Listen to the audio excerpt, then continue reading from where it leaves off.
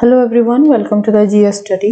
आज हम लोग इस वीडियो में देखेंगे एंशियंट हिस्ट्री का सेकंड पार्ट। इसका एक पार्ट ऑलरेडी कंप्लीट हो चुका है, वो प्लेलिस्ट में है। एंशियंट इंडियन हिस्ट्री का जो एमसीक्यू वाला है वहाँ पे प्लेलिस्ट, वहाँ पे आप लोग जाके देख सकते हैं उसको। इसमें हम लोग सेकंड पार्ट कवर करेंगे। ये टोटल 500 का होगा क्वेश्चन का। ये इसका सेकंड पार्ट है, फिर आगे और भी पार्ट आएगा। तो आप लोग चैनल को सब्सक्राइब कर लीजिए ताकि जितना वीडियो अपलोड हो आप लोगों को जानकारी मिल जाए। देरी ना करते हुए देखते हैं पहला क्वेश्चन। पहला क्वेश्चन दिया है, who among the following used to hold a religious assembly at Prayag every 5 year. पहला क्वेश्चन दिया है कि कौन से राजा थे जो कि प्रयाग में हर एक 5 साल के व्यवधान में असेंबली करवाते थे रिलीजियस का। तो यहाँ राजाओं का नाम दिया है, देख लेते हैं ऑप्शन में क्या क्या दिया है। ऑप्शन ए में दिया है अशोका, बी दिया है हर्षवर्धन, सी दिया है कनिष्क और डी दिया है चंद्रगुप्त विक्रमादित्य। इसका सही उत्तर होगा ऑप्शन बी, हर्षवर्धन जो थे यही करवाते थे असेंबली प्रयाग में। प्रयाग जहाँ पे कि 3 नदी का मिलन हुआ है, गंगा, यमुना और एक माइथोलॉजिकल रिवर है जिसको कि सरस्वती बोला जाता है। तो वहाँ पे ही जो होता था वो प्रयाग होता था, जिसको कि पहले इलाहाबाद और अभी प्रयागराज बोला जाता था। और ये याद रखिएगा, हर्षवर्धन जो थे ये असेंबली करवाते थे। इस समय हर्षवर्धन के टाइम में जो चाइनीज बुद्धिस्ट ट्रैवलर थे और एक स्कॉलर भी थे वांगचुन, वो आए थे इंडिया में। और ये जो असेंबली हुआ था उन्होंने उसको अटेंड भी किया था और अपना जो ट्रैवलॉग है अपना बुक में इन्होंने मेंशन भी किया है। ये तो उसी से ही पता चलता है ये वाला इंफॉर्मेशन। देखते हैं नेक्स्ट क्वेश्चन। क्वेश्चन नंबर 2 जो कि दिया है, द फेमस गायत्री मंत्र इज एड्रेस टू। मतलब जो गायत्री मंत्र है वो किनको एड्रेस किया गया है। ऑप्शन ए में दिया है इंद्र, बी में दिया है वरुण, सी में दिया है पशुपति और डी में दिया है सविता या फिर सावित्री। इसका ऑप्शन डी हो जाएगा बिल्कुल सही आंसर। जो गायत्री मंत्र है ये सावित्री जो हम लोगों का गॉडेस है उन्हीं को ही डेडिकेटेड है। और आप लोगों को अगर पता है कमेंट बॉक्स में जरूर लिखिए कि गायत्री मंत्र जो है वो कहाँ से लिया गया है। हम लोगों ने पहला पार्ट में इसको कवर भी किया था, जिसको पता है कमेंट बॉक्स में जरूर लिखिए कि गायत्री मंत्र जो है वो कहाँ से लिया गया है। नेक्स्ट देखते हैं question 3। 2 highest God in the वैदिक रिलीजन वेयर। जो 2 हाईएस्ट गॉड वैदिक रिलीजन के कौन कौन थे, देख लेते हैं ऑप्शन। ऑप्शन ए में दिया है अग्नि एंड सावित्री, बी में दिया है विष्णु एंड मित्रा, सी में दिया है इंद्र एंड वरुण, डी में दिया है सूर्य एंड पूषण। इसका सही आंसर हो जाएगा ऑप्शन सी जो कि है इंद्र और वरुण। इंद्र और वरुण जो थे ये सबसे हाईएस्ट गॉड हुआ करते थे वैदिक रिलीजन के। नेक्स्ट हम लोग देखेंगे क्वेश्चन नंबर 4। डिवीजन ऑफ वैदिक society into 4 classes is clearly mention in the. जो वैदिक एज में था सोसाइटी जो था उसमें 4 क्लासेस थे, उनको जिसको कि वर्ण बोला जाता था। इसको डिटेल में हम लोग देखेंगे। पहले ऑप्शन देख लेते हैं। ऑप्शन ए में दिया है यजुर्वेद, बी में दिया है पुरुष सूक्त ऋग्वेद, सी में दिया है उपनिषद और डी में दिया है शतपथ ब्राह्मण। देखिए ये जितना भी मेंशन किया गया है यहाँ पे ये सारे जो है लिटरेरी वर्क जो है ये वैदिक पीरियड का है। तो इसका बी हो जाएगा सही आंसर। पुरुष सूक्त जो ऋग्वेद का है उसी में ही ये जो 4 क्लासेस जिसको कि 4 वर्ण भी बोला जाता है, ये सोसाइटी का एक डिवीजन है, ये इसी में ही मेंशन है, ये पुरुष सूक्त में। देखिए उस समय में क्या हुआ करता था, वैदिक पीरियड में जो था सोसाइटी जो था उसमें 4 वर्ण हुआ करते थे। जैसे कि हम लोग आजकल कास्ट होते हैं, डिफरेंट कास्ट रहते हैं, उस समय में वैसा नहीं था, उस समय वर्ण था। कास्ट बाद में लेटर एज में जो है धीरे धीरे इवॉल्व हुआ है। उस समय में कास्ट जैसे नहीं था, कास्ट वाला कुछ कॉन्सेप्ट नहीं था, वर्ण हुआ करते थे उस टाइम। तो वर्ण में क्या हुआ था, वो जो 4 फोल्ड वर्ण था, मतलब 4 हिस्सों में बटा हुआ था सोसाइटी। पहले में आते थे ब्राह्मण्स जो कि पंडित मान सकते हैं आप लोग। ये लोगों के पास बहुत सारा राइट्स रहता था और काफी मतलब सोसाइटी में इनका डोमिनेंस रहता था। नेक्स्ट है क्षत्रिय। क्षत्रिय ज्यादातर जो है रूलर क्लास थे। वैश्य जो थे ये ट्रेडर भी रहते थे और एग्रीकल्चरिस्ट भी रहते थे, या फिर बाकी सब काम ये लोग करते थे। लास्ट में आते थे शूद्र। शूद्र जो थे इनका कंडीशन काफी खराब रहता था। और ये जो 3 अपर वर्ण है, ये तीन वर्ण को जो है अपर वर्ण बोला जाता था। इनको जो है सर्व करने के लिए माना जाता था कि मतलब उस समय में सोसाइटी का ऐसा ही नियम था कि इनको जो है सर्व करना है शूद्र को, ये तीन जो अपर वर्ण है। तो ऐसा ही कॉन्सेप्ट था। और एक मैं बता दे रही हूँ, यहाँ पे मेंशन नहीं है, लेटर वैदिक मतलब वैदिक एज भी जो है वो दो हिस्सों में बटा हुआ है। जैसे कि पहले है अर्ली वैदिक एज और लेटर वैदिक एज। लेटर वैदिक एज में क्या होता है कि और एक जो है सोसाइटी में कॉन्सेप्ट आता है जिसको कि हम लोग अनटचेबिलिटी आजकल बोलते हैं, चांडाला भी उनको बोला जाता था। वो लोग क्या होता था, ये लोग जो फोर फोल्ड हम लोगों का वर्ण सिस्टम था उस फोल्ड में आते ही नहीं थे। ये लोग वर्ण के मतलब बाहर थे ये, और इन लोगों का कंडीशन शूद्र से भी काफी बदतर था। तो ये लोग जो है गांव के मतलब बाहर रहते थे, इनको कोई छूता नहीं था, या फिर इनका साया भी बोला जाता था। मतलब चांडाला जब गांव में आते थे वो लोग कुछ एक मतलब सामान पकड़ते थे और उसको जोर जोर से आवाज करके आते थे कि सबको पता चल जाए कि चांडाला आ रहा है। और वो लोग इवन उसका शैडो जो होता है उसको भी नहीं देखते थे या नहीं मारते थे। तो ये हो जाएगा, वही आप लोग देख लिए पुरुषा सूक्त में ही है, ऋग्वेद का जो फोर फोर क्लासेस था और वर्ण सिस्टम यही था वैदिक एज में, और काफी रिजिड था। नेक्स्ट देखते हैं हम लोग question number 5। Which Vedic god was a breaker of the fort and also a war god? तो किन जो है वैदिक गॉड को the breaker of the fort, fort मतलब दुर्ग, दुर्ग का मतलब ब्रेकर मतलब जो तोड़ता है, और वार गॉड, वार का गॉड किसको माना जाता था? ऑप्शन ए में दिया है इंद्र, बी में दिया है यमा, सी में दिया है मारुत और डी में दिया है वरुणा। इसका सही आंसर हो जाएगा ऑप्शन ए इंद्र। इंद्र जो थे ये काफी डोमिनेंस हाईएस्ट गॉड थे उस समय के, याद रखिएगा। ये देखिए इंद्र, तो इन्हीं को ही बोला जाता था वार गॉड और the breaker of the forts. Next देखते हैं question number 6। The town planning in Harappan civilization was inspired by a regard for. Option देख लेते हैं। ऑप्शन ए में दिया है ब्यूटी एंड यूटिलिटी, बी में दिया है यूनिफॉर्मिटी, सी में दिया है सैनिटेशन और डी में दिया है डेमोग्राफिक फैक्टर। इसका सही उत्तर हो जाएगा ऑप्शन सी सैनिटेशन। उस समय में क्या होता था, जो टाउन प्लानिंग हुआ करता था, क्योंकि वहाँ का ड्रेनेज सिस्टम जो है काफ़ी अच्छा था। मतलब हर एक जो है घर में उस समय में ड्रेन हुआ करते थे, जो कि वो जो मेन रोड था वहाँ पे जो ड्रेन हुआ करता था उससे कनेक्टेड थे, मतलब सारे घर के। और काफ़ी सारे घर में जो है खुद के कुआं हुआ करते थे और वॉशरूम वगैरह भी हुआ करते थे। तो उस समय में आज से मतलब 2-3 हजार वर्ष पहले इतना एडवांस टाउन प्लानिंग जो है उस समय का कोई भी जो पुराना सिविलाइजेशन है वहाँ पे नहीं पाया जाता। ये एक बहुत ही मेन फीचर था हड़प्पन सिविलाइजेशन का। नेक्स्ट देखेंगे हम लोग question number 7। The data of the Harappan civilization, जो डेट मतलब जो डेट है, डेट हड़प्पन सिविलाइजेशन का 2300 से 1750 बीसी के बीच में है, has been fixed on the basis of. तो ये डेट जो फिक्स हुआ है किस चीज के बेसिस पे हुआ है?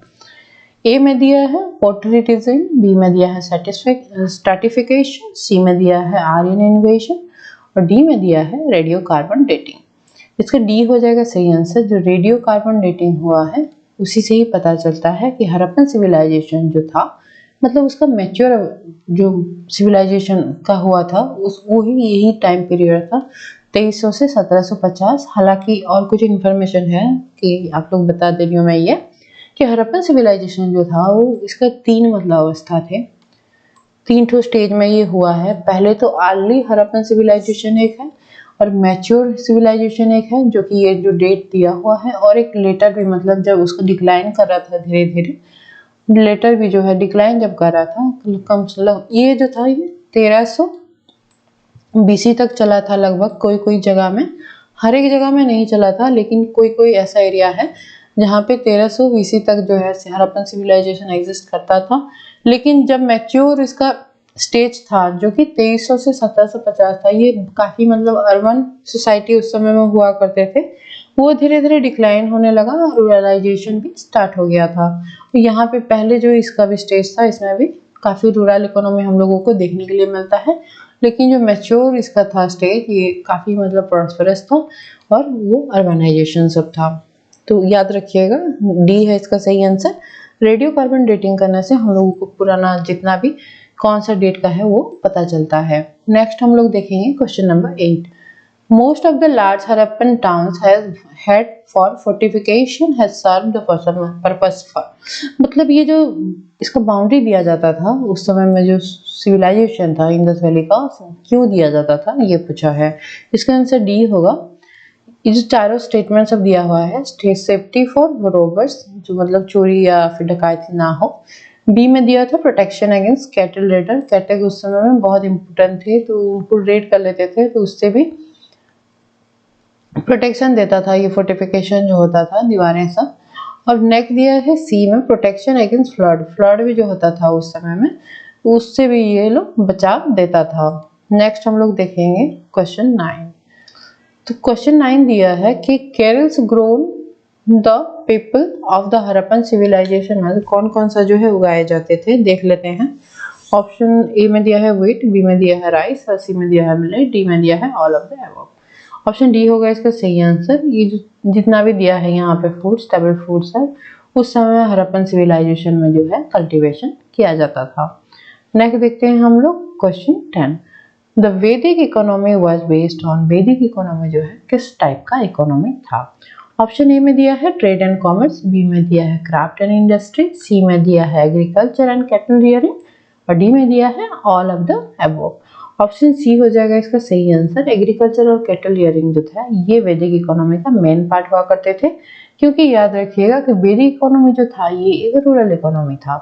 वो रूरल पीपल थे उस समय जो कि ज्यादातर एग्रीकल्चर और कैटल रियरिंग करते थे। और कैटल को याद आप लोगों को होगा, कैटल को जो है काफी इंपॉर्टेंस दिया जाता था वैदिक एज में, तो उसका इकोनॉमी जो था वो काफी हद तक जो है एग्रीकल्चर और कैटल रियरिंग पे डिपेंडेंट था। नेक्स्ट देखते हैं हम लोग question 11। Two popular assembly of the Vedic period were, तो वैदिक पीरियड का दो ठो पॉपुलर असेंबली कौन कौन से हैं।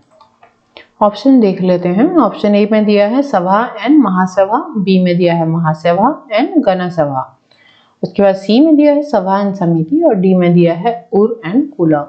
इसका सही उत्तर हो जाएगा ऑप्शन सी, सभा और समिति जो था ये मोस्ट पॉपुलर असेंबलीज हुआ करते थे वैदिक पीरियड की। और ये जो दोनों असेंबली हुआ करते थे उन लोगों का इकोनॉमी और काफी सोसाइटी के लिए भी ये काफी इम्पोर्टेंट हुआ करता था। तो सभा क्या होता था, सभा में जितने भी गांव का विलेज ही इकोनॉमी था विलेज वैदिक पीरियड में। तो सभा में क्या होता था कि विलेज के जितने भी ओल्डर मेंबर हैं वो लोग पार्ट लेते थे, लेकिन समिति जो हुआ करता था वो जनरल, मतलब हम लोगों के एक असेंबली, जैसे कि हम लोगों का आज के डेट में पंचायत होता है। पंचायत जो होता है, ग्राम सभा जब होता है तो सब जाते हैं कि नहीं, जितना भी मतलब वोटर्स होते हैं, तो उसी तरह हुआ करता था ये समिति। और सभा जो हुआ करता था वो ओल्डर, मतलब जितने भी एक्सपीरियंस लोग हैं वो लोग का ये एक मीटिंग हुआ करता था, असेंबली हुआ करता था सभा। याद रखिएगा, वो भी पूछता है कभी कभी कि सभा क्या है और समिति क्या है। तो सभा का डेफिनेशन थोड़ा सा अलग है और समिति थोड़ा अलग है, ये याद रखिएगा। समिति जो था वो कॉमन असेंबली था, मतलब कोई भी इसमें भाग ले सकते थे, और सभा जो था वो खाली एल्डरली पर्सन का था।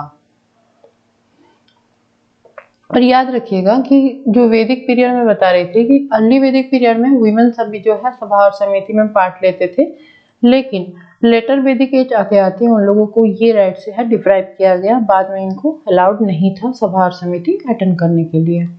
नेक्स्ट हम लोग देखेंगे question 12। Who had got the Konark temple constructed? किन्होंने कोणार्क सन टेम्पल बनवाया था। ऑप्शन ए में दिया है कनिष्क, बी में दिया है अशोक और सी में दिया है नरसिम्हदेव वन और डी में दिया है राजेंद्र चोल। ऑप्शन सी होगा इसका सही आंसर। नरसिम्हदेव जो थे ये चोला डायनेस्टी के थे, ये गंगा डायनेस्टी के थे। ईस्टर्न गंगा जो उस समय में था मेडिवल पीरियड में, उसी समय के थे ये। तो और ये जो है यूनेस्को वर्ल्ड हेरिटेज साइट में भी शामिल है ये, और काफी अच्छा मोन्यूमेंट है ये, और ये उड़ीसा में है, याद रखिएगा। और टेम्पल वाला आप लोगों को आर्किटेक्चर और बाकी सब इंफॉर्मेशन चाहिए तो आप लोग आर्ट एंड कल्चर का एक है एमसीक्यू पार्ट, या फिर वहाँ पे आप लोग जाके देख सकते हैं, या एंशियंट हिस्ट्री का भी काफी सारे एमसीक्यू आप लोग चैनल में मिल जाएगा, उसको भी जाके देख सकते हैं। और टेम्पल का मेनली आर्किटेक्चर का उसमें बहुत अच्छे से कवर किया हुआ है। आर्ट एंड कल्चर वाला जो एमसीक्यू है वहाँ पे आप लोग जाके देख सकते हैं। नेक्स्ट हम लोग देखेंगे question 13। Who among the following is known for his work on medicine during the Gupta period? Gupta period में जो है मेडिसिन का वर्क के लिए किनको जाना जाता था? ऑप्शन ए में दिया है सौमिला, बी में दिया है शूद्रक, सी में दिया है सौनक और डी में दिया है सुश्रुता। डी हो जाएगा इसका सही आंसर। सुश्रुता जो थे इनको ही जाना जाता था मेडिसिन के लिए गुप्ता पीरियड में। नेक्स्ट देखते हैं, Who wrote मृच्छकटिका? तो मृच्छकटिका जो था इसको द लिटिल क्ले कार्ड भी बोला जाता है। क्ले कार्ड यहाँ पे दिया हुआ है, द लिटिल क्ले कार्ड भी इसको बोला जाता है। इनको किसने लिखा था? ए में दिया है अकबर, बी में दिया है कालिदास, सी में दिया है शूद्रक और डी में दिया है दानदेन। इसका सही आंसर हो जाएगा option C Shudraka. Shudraka king जो थे उन्होंने ही लिखा था, किंग शूद्रक जो लिखे थे वो मृच्छकटिका को लिखे थे। और इसको द लिटिल क्ले कार्ड भी बोला जाता है। तो कोई भी नाम आप लोगों को एग्जाम में आ सकता है, द लिटिल क्ले कार्ड भी आ सकता है और इसका ये नाम भी पूछ सकता है। तो याद रखिएगा इसको शूद्रक ने लिखा था।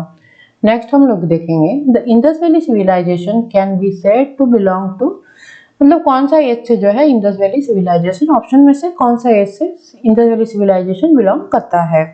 ऑप्शन ए में दिया है पैलियोलिथिक एज, बी में दिया है प्रिमिटिव एज, सी में दिया है नियोलिथिक एज और डी में दिया है ब्रोंज एज। ऑप्शन डी हो जाएगा इसका सही आंसर। ब्रोंज एज जो था इसी एज से था इंडस वैली सिविलाइजेशन। इमेज में देख सकते हैं आप लोग, इसको द डांसिंग गर्ल बोला जाता है। तो आप लोगों जिसको पता है डांसिंग गर्ल कहाँ से, कौन सा इंडस वैली सिविलाइजेशन से मिला था, उसको कमेंट बॉक्स में आप लोग जरूर लिखिए। तो ये जो बना था ये ब्रोंज से ही बना था। तो ब्रोंज का काफी जो है वहाँ पे यूजेस होता था जब इंडस वैली सिविलाइजेशन था। उस समय के काफी पोट्री भी मिला है, काफी सारे सील्स जो कि इंडस वैली सिविलाइजेशन में काफी सारे मिलते हैं, सील उन लोगों का जो था, और काफी सारे ऐसे ही मूर्तियां भी मिला है वहाँ पे जो कि ब्रोंज के बने हुए थे। तो इंडस वैली सिविलाइजेशन जो था वो ब्रोंज सिविलाइजेशन था। उसके बाद नेक्स्ट, और उस समय में याद रखिएगा इंडस वैली सिविलाइजेशन जो था उस समय में आयरन जो है वो डिस्कवरी नहीं हुआ था इंडिया में। ये हम लोगों ने कुछ इंपॉर्टेंट क्वेश्चन आज डिस्कशन किए। नेक्स्ट पार्ट में कुछ और डिस्कशन करेंगे। आप लोग चैनल में नए हैं तो सब्सक्राइब जरूर कीजिएगा ताकि नेक्स्ट जितना वीडियो आए आप लोगों को इन्फॉर्मेशन जल्द से जल्द मिल जाए। और वीडियो अच्छा लगे तो लाइक जरूर कीजिएगा। Thank you.